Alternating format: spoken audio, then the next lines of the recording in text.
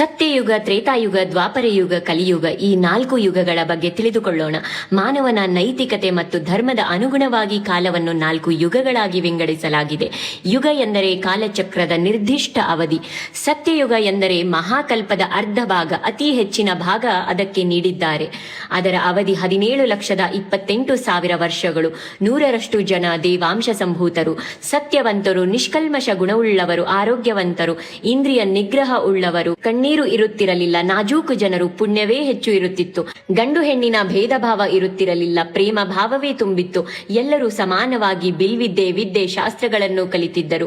ಇವರ ಆಯಸ್ಸು 1,00,000 ವರ್ಷವಿತ್ತು, ಎತ್ತರ 48 ಅಡಿ ಇತ್ತು. ತ್ರೇತಾಯುಗ ಎಂದರೆ 12,96,000 ವರ್ಷದ ಕಾಲದ ಅವಧಿ. 75% ಜನ ಪುಣ್ಯವಂತರು, 25% ಪಾಪರ್ಥರು ಇದ್ದರು.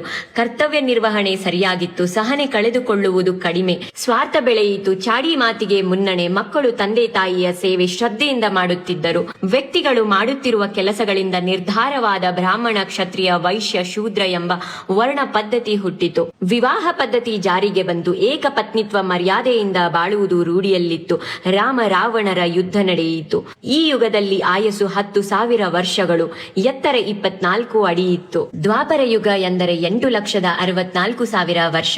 ಇಲ್ಲಿ ಕರ್ತವ್ಯ ಲೋಪ, ಸ್ವಾರ್ಥತನ, ಆಸೆ ಅತಿ ಹೆಚ್ಚು. ಅದನ್ನು ತೀರಿಸಿಕೊಳ್ಳಲು ಹೀನಾಯ ಸ್ಥಿತಿಗೆ ಹೋದರು. ಅಧರ್ಮ ಹೆಚ್ಚಾಯಿತು, ಧರ್ಮ ಕಡಿಮೆಯಾಯಿತು. ವರ್ಣ ಪದ್ಧತಿಗೆ ತಕ್ಕಂತೆ ಉದ್ಯೋಗ ಸೃಷ್ಟಿಯಾದವು. ಇಲ್ಲಿಂದ ವರ್ಣ ಭೇದ ನೀತಿ ಆರಂಭವಾಯಿತು. ಬಹು ಪತ್ನಿತ್ವ ಪದ್ಧತಿ ಬಂತು. ಆಯಸ್ಸು 1,000 ವರ್ಷಗಳಷ್ಟು, 12 ಅಡಿ ಎತ್ತರ. ಕಲಿಕೆಯಲ್ಲಿ ಜಾತಿ ಭೇದ, ಬ್ರಾಹ್ಮಣ, ವೈಶ್ಯ, ಕ್ಷತ್ರಿಯ. ಧರ್ಮ 50% ಉಳಿಯಿತು. ಕಲಿಯುಗ ಎಂದರೆ 4,32,000 ವರ್ಷ. ವೇದಾಧ್ಯಯನ ಕಡಿಮೆ, ಸ್ವಾರ್ಥಿಗಳು, ಸ್ತ್ರೀ ಪುರುಷರು ಅಧರ್ಮಿಗಳಾಗುತ್ತಾರೆ, ಹಿಂಸೆ ಹೆಚ್ಚು, ತಂದೆ ತಾಯಿಯರನ್ನು ಬಿಟ್ಟು ಹೋಗುತ್ತಾರೆ, ಸುಖ ಭೋಗಗಳಲ್ಲಿ ಆಸಕ್ತಿ, ರೋಗ ರುಜಿನಗಳು ಹೆಚ್ಚು.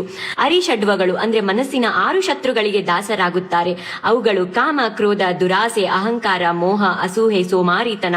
ಇವರ ಆಯಸ್ಸು 100 ಮತ್ತು ಎತ್ತರ 6 ಅಡಿ. ಧರ್ಮ ಕೇವಲ 25% ಮಾತ್ರ ಉಳಿಯಿತು.